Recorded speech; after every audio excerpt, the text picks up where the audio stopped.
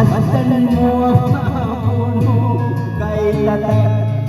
Ngayon nga mamatay dahil sa ating kalukuhan.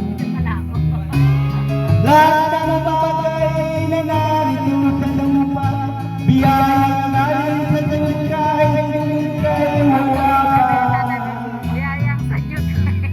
Ingatan natin at huwag nang sirain pa, pagkat kanyang binawi tayo'y mawawala.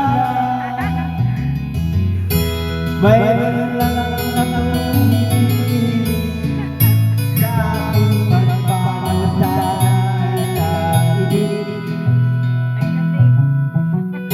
Gitara mo